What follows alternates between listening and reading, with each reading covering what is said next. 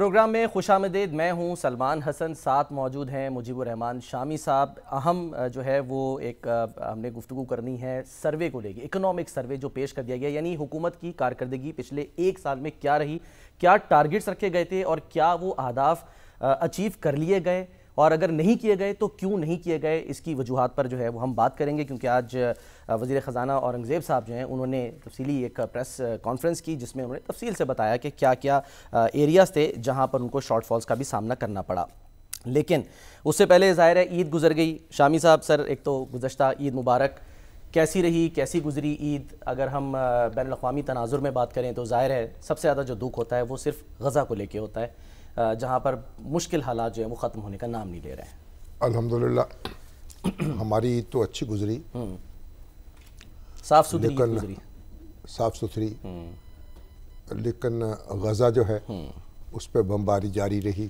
بالکل, لوگ شہید ہوتے رہے, بچے بلکتے رہے, عورتیں تڑپتی رہیں, اور بھوک سے اور پیاس سے, اور امدادی جو ہے سرگرمیاں وہ شروع نہیں ہو سکیں, اور غزہ جو ہے وہ تڑپتا رہا. اور صرف عید کے 4 دن میں شامی صاحب 150 شہادتیں جو ہیں وہ رپورٹ ہوئی ہیں. اب آپ دیکھ لیں, اور اس کے بعد مقبوضہ کشمیر, اس میں بھی عمر فاروق جو ہیں, میر وائز عمر فاروق, انہوں نے ٹویٹ کیا, انہوں نے بتایا کہ وہ نظر بند ہیں اور ان کو بھی نماز عید جو ہے ادا کرنے کی اجازت نہیں ملی. عیدگاہ میں بھی نماز عید ادا نہیں کی جا سکی, جامع مسجد میں بھی ادا نہیں کی جا سکی. 7 سال سے مسلسل یہی صورتحال ہے, اور ان کو نظر بند کر دیا گیا, وہ عید کی نماز ادا نہیں کر سکے.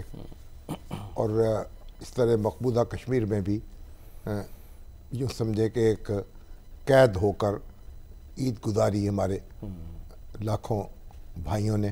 بالکل, اور ہم یہاں بہرحال تڑپتے رہے, ان کے لیے دعا کرتے رہے.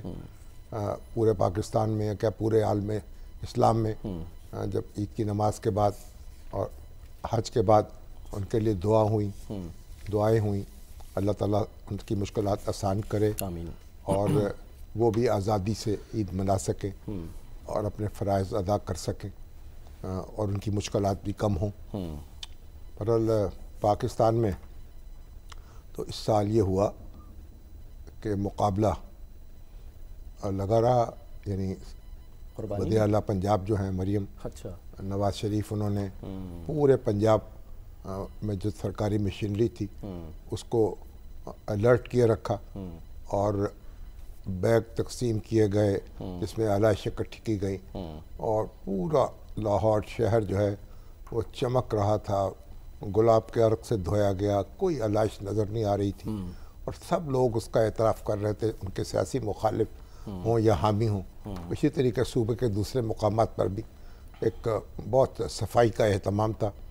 اور سندھ میں بھی ہمارے مرتضیٰ وہاب جو ہیں وہ سرگرم رہے, جو میئر ہیں, اور انہوں نے بھی کراچی کو صاف کرنے کی بھرپور کوشش کی اور صاف رکھنے کی. لیکن سر عرق گلاب سے وہاں بھی بعض سڑکیں دھوئی گئیں. سکھر میں البتہ میں نے میئر صاحب کے جو تھے وہ ان کو سن رہا تھا, کہوں گا میں نے کب کہا تھا کہ میں سکھر کو پیرس بنا دوں گا. سکھر کو ہم ابھی سکھر ہی بنانا چاہتے ہیں. وہ تو کچھ بجھی سی گفتگو تھی ان کی. تو بہرحال پشاور میں میں نے تو دیکھا کہ جو چیف ایگزیکٹو آفیسر تھے بلدیہ کے, وہی دورہ کرتے رہے. بہرحال پنجاب حکومت جو تھی وہ تو تن من سے لگی ہوئی تھی اس کام میں. سر آپ نے کیونکہ مرتضیٰ وہاب صاحب کا ذکر کیا, ذرا اس پر بھی آتے ہیں. وہ تو کہہ رہے ہیں جی میڈیا مینجمنٹ کی جاتی ہے مریم نواز صاحبہ کی طرف سے. وہ کہہ رہے ہیں وہ گئیں کہیں نہیں ہیں, لیکن صاف ستھرا پنجاب جو ہے وہ ہمیں ہر جگہ نظر آ رہا ہے. دیکھیے وہ تو اب ان کی رائے ہے, وہ سیاسی حریف بھی ہیں نا ان کے, یہاں بھی چٹکیاں لیتی رہتی ہیں ہماری عظمہ بخاری صاحب کی. اور انہوں نے تو جواب میں کہہ دیا نا کہ سندھ کی تعفن بھری فضاؤں میں عوام صوبائی حکومت کو کوس رہے تھے. تو بہرحال اب وہ اس طرح کے فکرے ایک دوسرے پہ چست ہوتے رہتے ہیں. چلیے کچھ تھوڑا سا ماحول کو گرم رکھنے کے لیے کہ پی ٹی آئی کو لوگ تھوڑا بھول جائیں, تو ان کی ذرا سن لیں ایک دوسرے کو جو فکر بازیاں ہیں. بہرحال یہ تو اب पंजाब तो साफ सुथरा नज़र आया, इसमें तो कोई शक नहीं। और अब मुर्तज़ा वहाब जो हैं वो भी लगे रहे थे, उसका भी एतराफ़ करना चाहिए। पर वो भी बड़े अनथक आदमी और अब अनथक वर्कर हैं, अगरचे उनकी अब सियासी मुखालफत भी है, वहाँ सियासी जमातें वहाँ मौजूद हैं, तो वो उन पर नुक्ताचीनी भी करती हैं, लेकिन वो बहरहाल वो भी एक लगे हुए अदारे अगर मजबूत हों। पंजाब में तो बल्दियाती इंतखाबात हुए ही नहीं। जी हाँ। तो यहाँ तो बल्दिया जो है हमारे यहाँ मौजूद ही नहीं है लाहौर में। जी हाँ। और दूसरे हिस्से में भी पंजाब में को बल्दियाती अदारे मौजूद नहीं हैं, इसलिए वो अदारों ने तो कोई काम करना नहीं था। तो जो इंतज़ामिया थी उसने काम किया है और ख़ूब किया है और सब ने उसका एतराफ़ किया। सर ये इसमें हम ना हसन रज़ा को भी अभी रब्ता कर रहे हैं, हमारे जो ब्यूरो चीफ़ हैं, कि क्या इसका प्रोसेस क्या होता है और कितनी यानी कि ये सूरत के साथ सफाई सुथराई का इंतज़ाम सवाल है। क्योंकि मैं ज़ाहिर है क्योंकि रहा हूँ सर कराची में, वहाँ शिकायत ही रहती है, आलाइशें पड़ी रहती हैं, गंद गलाजत पड़ा रहता है, उठाया नहीं जाता मुकम्मल तौर पे। उठाया गया। अब तो एक तो होना ये चाहिए ना, दुनिया भर में तो ऐसा होता नहीं ना कि आप जहाँ चाहे कुर्बानी कर दें। जी हाँ। यहाँ तो घरों में कुर्बानी होती है, मिडिल ईस्ट में नहीं होता है। और मिडिल ईस्ट में तो तसव्वुर ही नहीं कर सकते आप, मुर्गी ज़िबा नहीं कर सकते घर पे। तो वहाँ तो आप कुर्बानगाह में जाएंगे और वहीं कुर्बानी होगी, या आप अपने वहाँ कंपनीज काम करती हैं, उनको पैसे जमा करा दीजिए और गोश्त ले लीजिए उनसे। तो पाकिस्तान में ये सहूलत है कि हर गली में, हर मोहल्ले में, हर घर में आप कुर्बानी कर सकते हैं और अलाइश जो है वो फैला सकते हैं, फेंक सकते हैं। ये सहूलत जो है शामी साहब अपने लिए मुसीबत का बाइस बनाते हम। यानी एक तरफ तो कुर्बानी के लिए कहा जाता है ना कि सर कि ये ज़ाहिर है उन पर फ़र्ज़ है जो हज के लिए जाते हैं, और यहाँ पर सुन्नत इब्राहिमी ज़ाहिर कहा जाता है। देखिए, लेकिन एक रेस भी हमें लगी नज़र आती है। ये देखें ना, हज जो लोग हज पे जाते हैं उन पर कुर्बानी वाजिब है, और जो लोग हज पे नहीं जाते उन पर भी कुर्बानी वाजिब है। रसूलुल्लाह सल्लल्लाहु अलैहि वसल्लम जब मदीना मुनव्वरा में थे हिजरत के बाद, तो उस दौरान भी वो हर साल कुर्बानी करते थे। अच्छा। तो इसलिए ये कहना गलत होगा कि कुर्बानी सिर्फ हज करने वालों पर है। अच्छा। हाँ, कुर्बानी तो आप हज पर गए हैं या नहीं गए हैं तो कुर्बानी आपने करनी है। और रसूलुल्लाह सल्लल्लाहु अलैहि वसल्लम जो हैं वो इसी तरह कुर्बानी करते रहे मदीना में भी। अच्छा। और सहाबा भी करते रहे, और तो हज पे नहीं गए अगरचे, न जा सकते थे। और फिर उसके बाद ये भी हुआ कि रसूलुल्लाह ने फरमाया कि आप नमाज पढ़ के ईद की फिर कुर्बानी करेंगे। सही।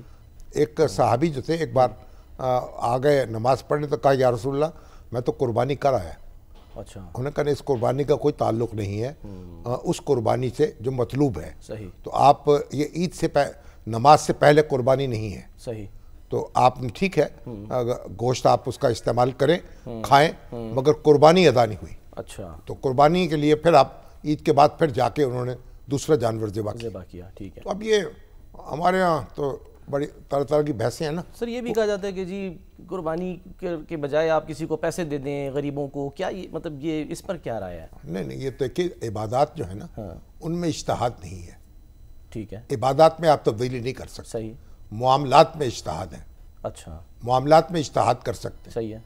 तो इबादत तो जो बता दिया गया है आपने उसी को मनवान उसी पर चलना है। अच्छा। उस पर अमल करना है। अगर आप ये समझें कि भाई सजदा बड़ी अच्छी बात है, चलिए मैं नमाज में 3 सजदे कर लेता हूँ, चलिए मैं 5 रकातें पढ़ लेता हूँ, चलिए मुझे कोई काम है और इसलिए मैं एक नमाज जो है वो इकट्ठी करके पढ़ लूँगा, 3-4 नमाजें इकट्ठी। तो ऐसा नहीं है। इबादत जो है, कुर्बानी भी एक इबादत है, और इबादत जो है उसको उसी तरीके से करना है और उस कुर्बानी का फ़र्ज अदा करना है आपने। और ये फ़र्ज सर एक मतलब ख़ानदान पर है, जैसे एक जॉइंट फैमिली में रहते हैं, या फिर ये कि एक शख्स जो, हाँ इस पे बहस है हमारे यहाँ। अच्छा। मौलाना इसहाक मरहूम होते थे, एक बड़े आलिम दीन थे, मुमताज़। सही। उनकी राय ये थी कि एक ख़ानदान जो है वो एक कुर्बानी करे बस, इसके लिए काफ़ी है। अच्छा। और इसके लिए कुछ रवायात भी थी, बुखारी से वो उनका हवाला देते। अच्छा। अभी कहीं मेरा ख्याल सोशल मीडिया पर उनकी बातें चलती हैं, लेकिन जो हमारा मामूल है ना, सुन्नत तो यही है कि जो हम घर में ज़्यादा लोग जो हैं अगर बावसीला हैं तो वो ज़्यादा लोग भी कुर्बानी कर सकते हैं।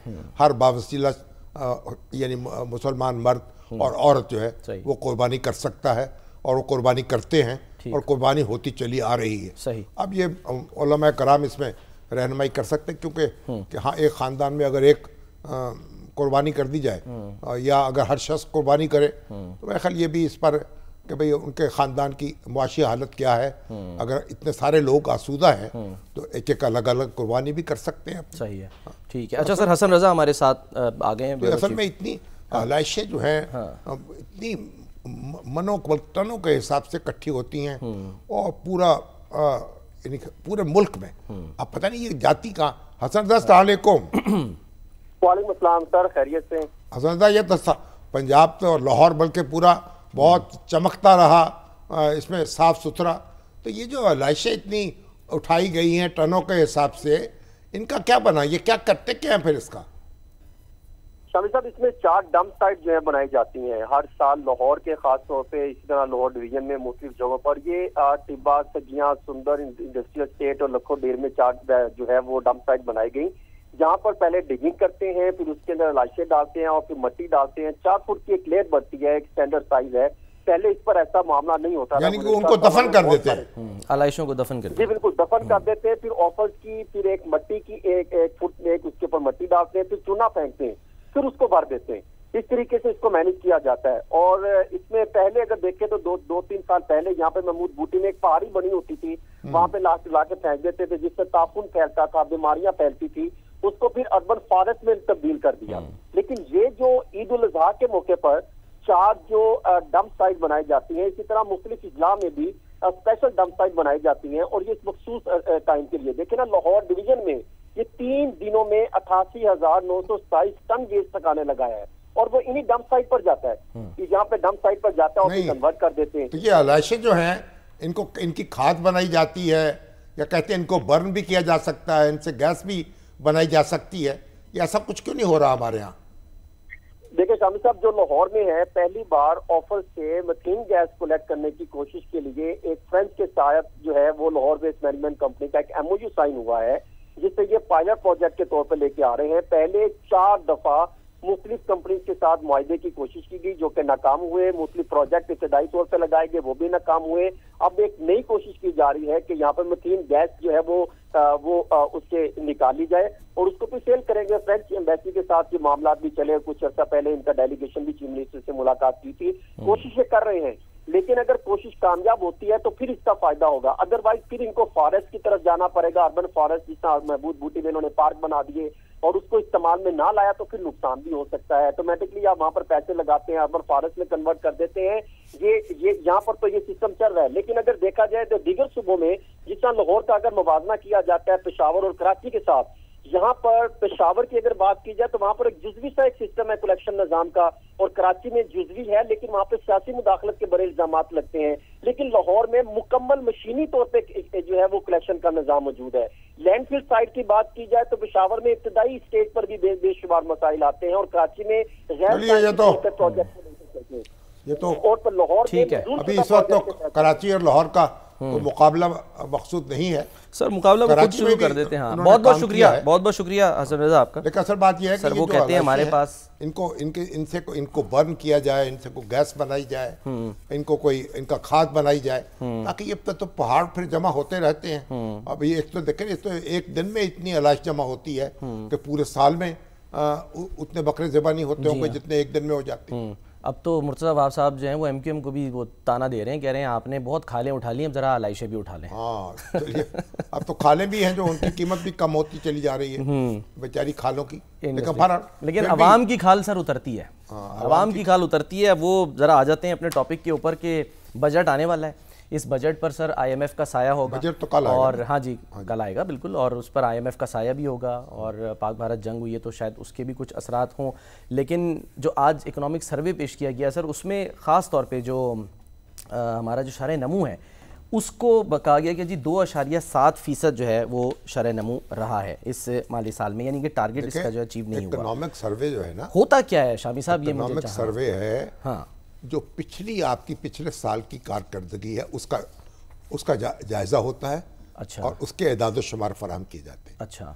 تو گویا جو اہداف رکھے گئے تھے، جو پچھلا بجٹ پیش کیا گیا تھا اس پہ کس حد تک عمل ہوا اور کس حد تک جو ہے معیشت جو ہے اس پر اس کے اثرات مرتب ہوئے. تو یہ تو ماضی کی بات ہے. اور یہ جو بجٹ ہے وہ آنے والے سال کا ہوتا ہے. ٹھیک ہے. آمدنی کیا ہوگی, خرچ کیا ہوگا, ٹیکس کیا ہوگا. صحیح. تو یہ تو قصہ ماضی ہے نا. اکنامک سروے جو ہے اب اس میں کئی اہداف پورے ہو گئے, کئی پورے نہیں ہوئے. اب دیکھیں جو ہماری زرعی اجناس ہیں ان کی پیداوار کم ہوئی. جی ہاں. اسی طریقے سے جو شرح نمو جو تھی اس میں کچھ کمی واقع ہوئی. 2.7 ٹارگٹ جو ریونیو کا ٹارگٹ تھا محاصل کا وہ بھی کچھ قدر کم رہا. لیکن بحثیت مجموعی جو ہے اگر آپ موازنہ کریں گے گزشتہ سال سے تو پچھلا سال بہت بہتر تھا. اچھا. اور بجٹ کا خسارہ کم ہوا اور کرنٹ اکاؤنٹ ڈیفیسٹ کم ہوا اور آپ کی ایکسپورٹ بھی بڑھی اور آپ کے جو یعنی ریمیٹنسز ہیں ان میں بھی اضافہ ہوا. تو یہ بھی ایک مستحکم رہی آپ کی اکانومی. اور جو آپ دیکھیں کہ جو مہنگائی کی شرح تھی 29% تھی. یعنی 29% کے حساب سے مہنگائی بڑھ رہی تھی.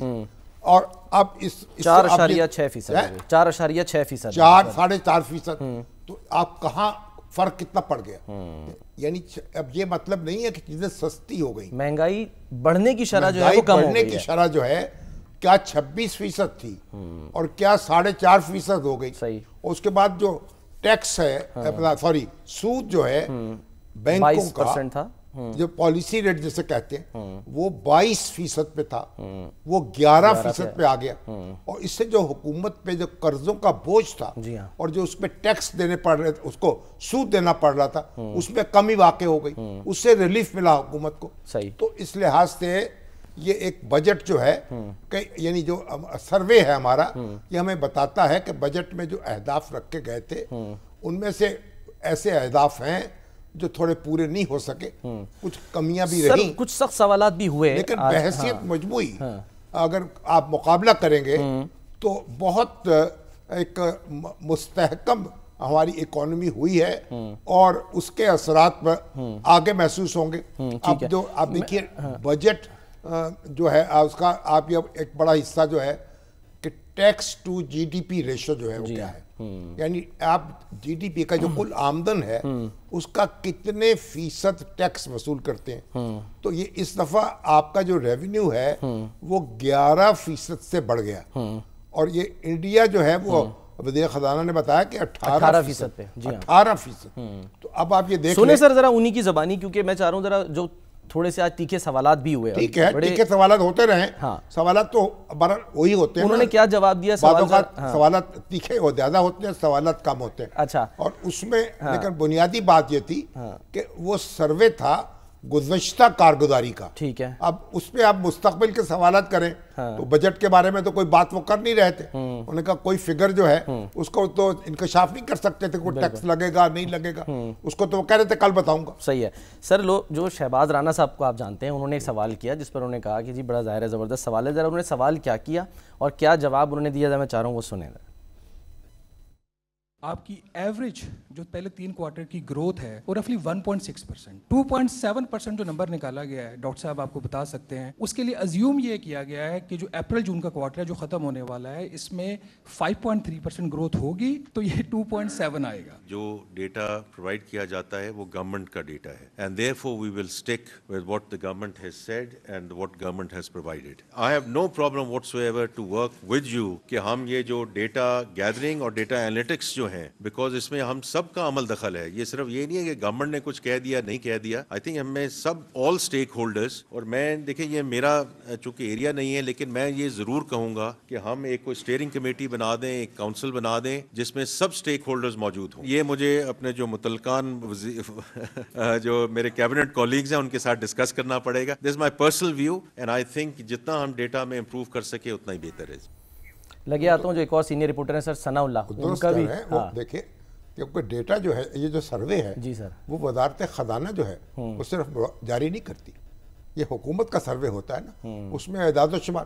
ان کا کہنا یہ تھا کہ بعض ایک مفروضے سے بھی کام لیا گیا ہے, اتنی ہو جائے گی گروتھ, شاید اتنی نہ ہو سکے. وہ یہ کہہ رہے ہیں سر کہ یعنی آخری کوارٹر کی 5.3% زیادہ کر دی ہے. ہاں وہ ہوگی تو پھر یہ 2.7 اچیو ہوگی, ورنہ وہ اس سے بھی کم ہو جائے. ایگزیکٹلی 1.5% رہے گی. ایک سوال اور سر سن لیں ذرا, پھر ہم آگے بڑھتے ہیں. ثناء اللہ صاحب نے بھی جو ہے وہ سینئر رپورٹر, انہوں نے بھی ایک سوال کیا ہے اسٹرکچرل ریفارمز کو لے کے. آپ نے کہا جو اسٹرکچر ریفارمز ہیں یہ جاری رہیں گے. سر ہم سب 20-25 سال سے یہ اسٹرکچر ریفارمز کی سن رہے ہیں, اور پرفارمنس یہ ہے کہ منسٹر انرجی خود کہہ رہا ہے کہ 7000 میگا واٹ ہمارے پاس کیپیسٹی فالتو ہے اور کوئی لینے کے لیے تیار نہیں ہے. 10 سال پہلے سر 1 ٹریلین تھا آپ کا tax revenue F B R کا, اور آپ کا جو بجٹ ڈیفیسٹ تھا وہ 6 اراؤنڈ% پہ ہی رہتا تھا. آج آپ 12 ٹریلین سے کراس کر گئے ہیں اور بجٹ ڈیفیسٹ آپ کا ادھر کھڑا ہے. تو ایشو ریونیو کا نہیں ہے, ایشو کہیں اور پہ ہے سر, وہ بتائیں. میں آپ سے مدبانہ طریقے سے ڈس ایگری کروں گا, کیونکہ tax to G D P we have to get to a certain level. 14% ہم نے اس کا ایک رکھا ہے ایک ہدف جہاں ہم نے جانا ہے. اس میں میری آپ سے مدبانہ درخواست یہ ہوگی کہ ہم نے ایکسپینڈیچرز کو بھی کم کرنا ہے, لیکن اگر ہم we do not get to that level, ہمارا جو نیبر ہے جس کے ساتھ ابھی ساری جنگ چلی ہے 18% پہ ہے, تو دیکھیں 14% in the medium term we have to get there. اس کے بغیر سسٹینیبلٹی نہیں آ سکے گی. باقی جو انرجی کی بات ہے وہ انشاءاللہ آپ دیکھیں گے کہ ہم نے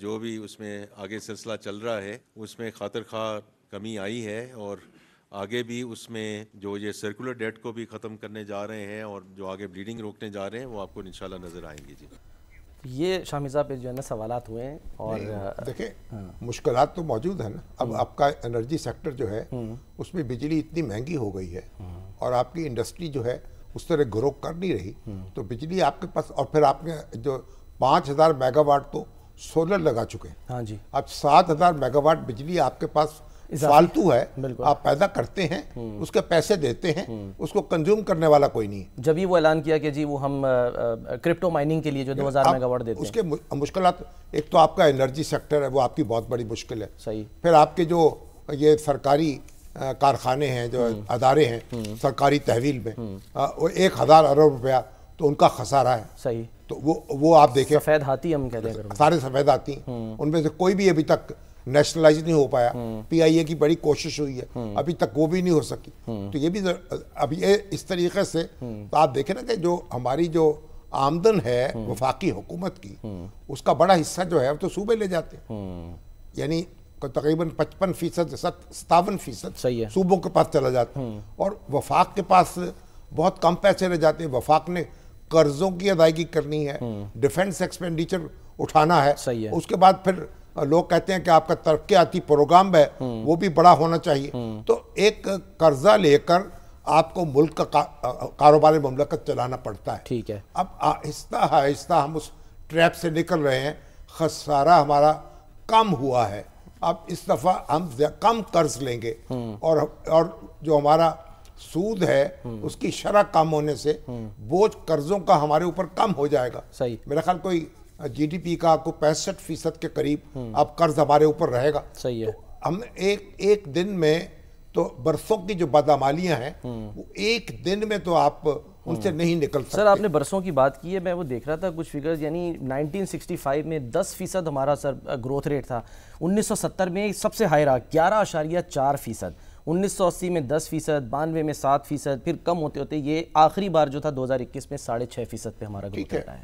آپ دیکھیں نا ہماری ساری جو 72 میں ہم نے ساری انڈسٹری اپنی نیشنلائز کی اور سرکاری افسروں کے سپورٹ کر دی, اس نے ساری ہماری پورے تلپٹ کر دی ہماری ترقی جو ہے, تو اس کو آج تک ہم روتے ہیں. تو ہمارا مطلب یہ کہ ہماری مشکلات تو ہماری اپنی ہیں, اور پھر ہمارے یہاں بار بار حکومتیں بدلتی رہیں اور ایک دوسرے سے سیاستدان الجھتے رہے. ہمارا المیہ یہ ہے نا کہ ہمارے اہل سیاست نے بس ایک دوسرے سے الجھنا ہی سیکھا ہے.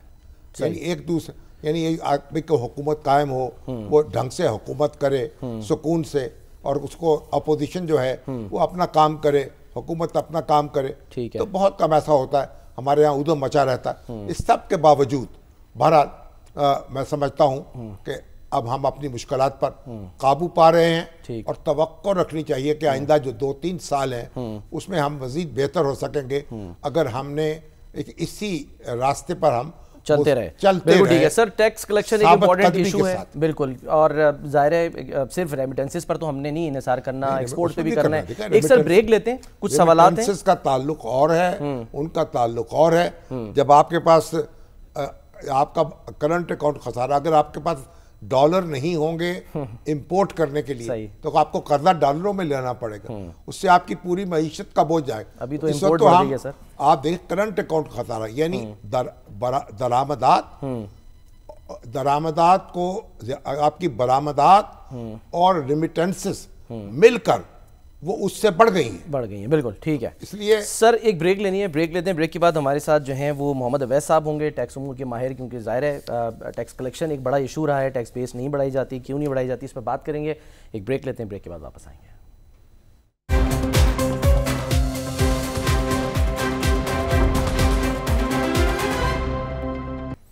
Welcome back. شامی صاحب, سر چیریٹی کرنے میں, چیریٹی دینے میں تو پاکستانی بہت آگے ہیں, ٹیکس دینے میں کیوں نہیں ہے؟ نہیں, ٹیکس دیکھیں نا, ٹیکس دینے میں جو سیلریڈ کلاس ہے وہ تو آگے ہے سر. وہ تو مجبور ہے. 500 ارب روپیہ جو ہے وہ تنخواہ دار طبقہ دیتا ہے, مجبور ہے, کاٹ لی جاتی ہے. شامی صاحب اگر یہ اپنی آپشن دے آمدن دی چھپا جائے, نہیں سکتے. اگر آپشن دے دی جائے ایک تنخواہ دار کو, مجھ جیسے کو, کہ جی آپ نے بعد میں ٹیکس پے کرنا ہے, ہم کاٹ کے نہیں دے رہے, پورے پیسے دے رہے ہیں, آپ کو لگتا ہے لوگ دیں گے یا نہیں؟ تب بھی دیں گے, کیونکہ اگر آمدن آپ کی ریکارڈڈ ہے, آمدن آپ کی اگر ظاہر ہو چکی ہے تو پھر ٹیکس کیسے, ہیلے بہانے نہیں چلیں گے. وہ تو نہیں چل سکتے. ٹھیک ہے. وہ تو ٹیکس کو, ٹیکس تو آپ تب چھپائیں گے, یعنی انکم ٹیکس جو ہے, جب آمدن کو چھپائیں گے. صحیح. تو جو تنخواہ دار طبقہ ہے وہ تو رسید کاٹ کے دیتا ہے اور اس کی تنخواہ تو چھپ نہیں سکتی, ایسا ہی ہے, اس لیے وہ ٹیکس دیتا ہے. اب میں دیکھا ایک بڑے تاجر رہنما جو ہیں وہ لگے ہوئے تھے ایک ٹیلی ویژن چینل پہ, وہ کہا ہمیں, انہوں نے کہا آپ 17 ارب روپیہ دیتے ہیں, سوال سے, اور ہم تنخواہ دار 500 ارب دیتے ہیں. 17 ارب. صحیح بات ہے. اور وہ آئیں بائیں شائیں, بھئی ہم سیلز ٹیکس دیتے ہیں, جی ایس ٹی دیتے ہیں, امپورٹ ڈیوٹی. او بھائی یہ سارے معاملات نہیں ہیں, آپ انکم ٹیکس کی بات کریں. انکم ٹیکس ہے جو آپ کی آمدن پہ ٹیکس ہے. صحیح. اگر آپ نے سیل ٹیکس لگا دیا, لوگوں پہ آگے کر دیا, جی ایس ٹی آگے چلا گیا, ٹھیک ہے, آپ نے امپورٹ ڈیوٹی لگ گئی, وہ آگے لوگوں کو دے دی. انکم ٹیکس آپ کی جو آمدن ہے اس میں سے ٹیکس دینا ہے. المیہ تو سر یہ ہے نا کہ جو دے رہے ہیں انہی پہ زیادہ ٹیکس لگتا ہے, انہی کو دینا پڑتا ہے, ٹیکس بیس کو نہیں بڑھایا جاتا. محمد اویس صاحب سر ہمارے ساتھ موجود ہیں, ٹیکس امور کے ماہر ہیں, ان کو ویلکم کرتے ہیں. 11% کے قریب تو ہماری ٹیکس کلیکشن اس دفعہ ہو جائے گی انشاءاللہ. اللہ کرے. اور اس کا ٹارگٹ ہے کوئی 13, جی ہاں 13,000, 13%.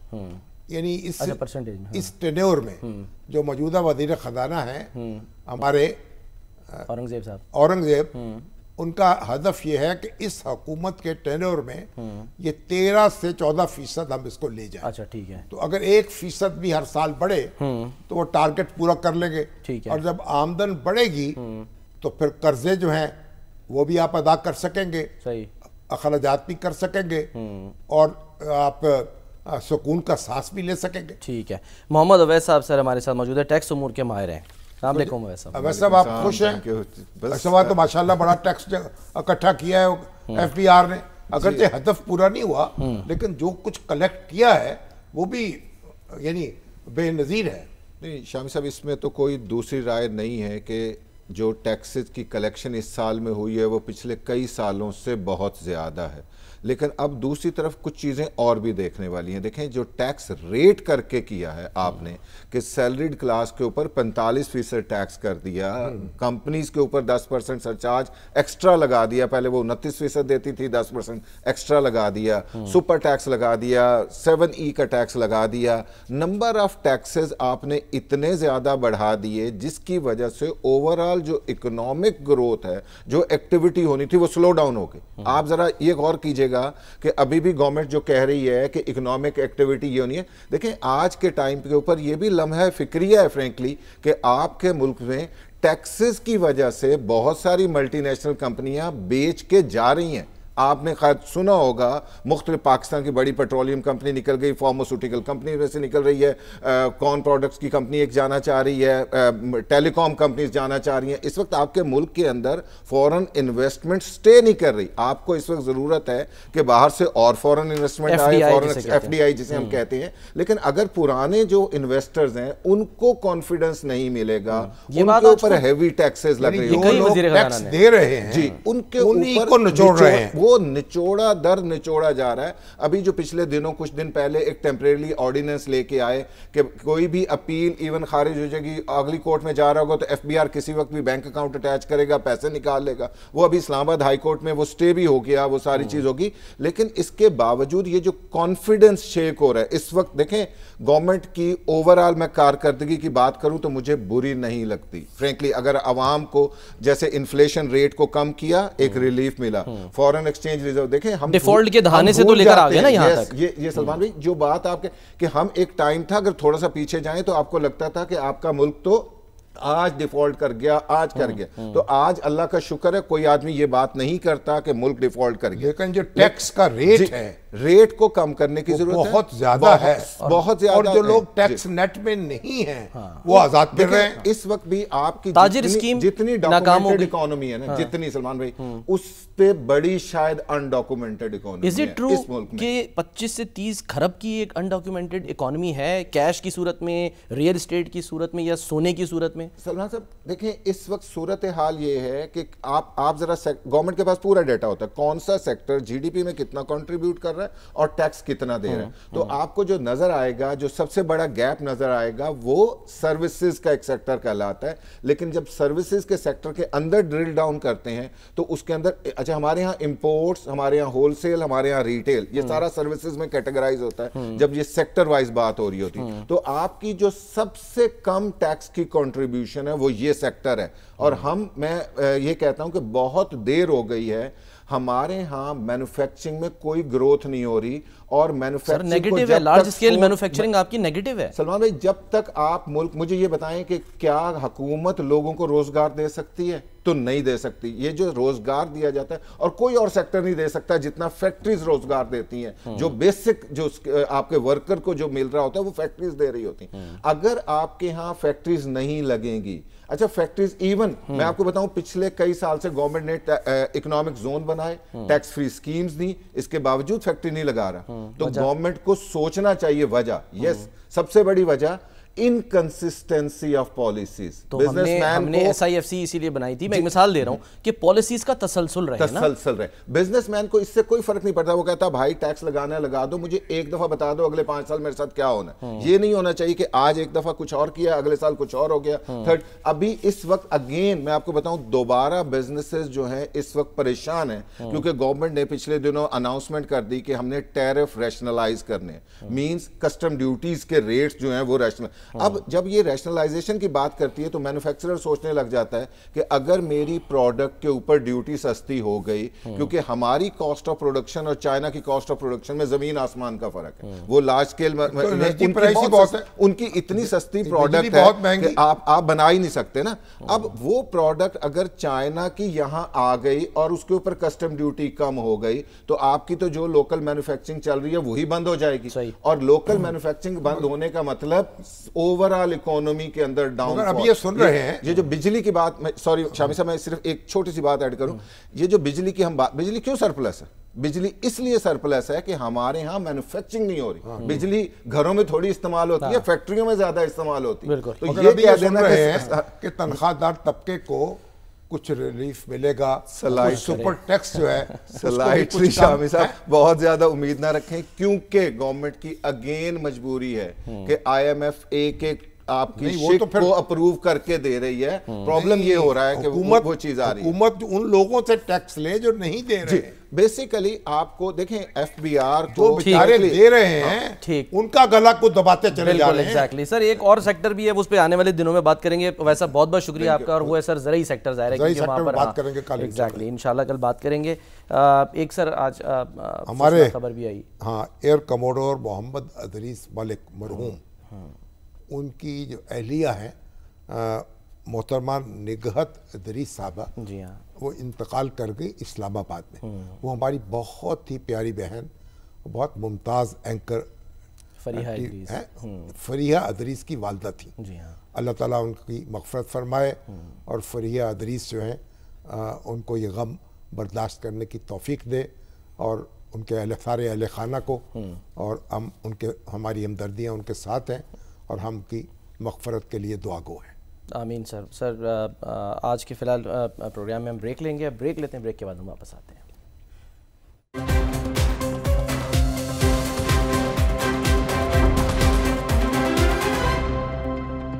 پروگرام کا وقت ختم ہوتا ہے. ناظرین اپنا خیال رکھیے. اللہ حافظ.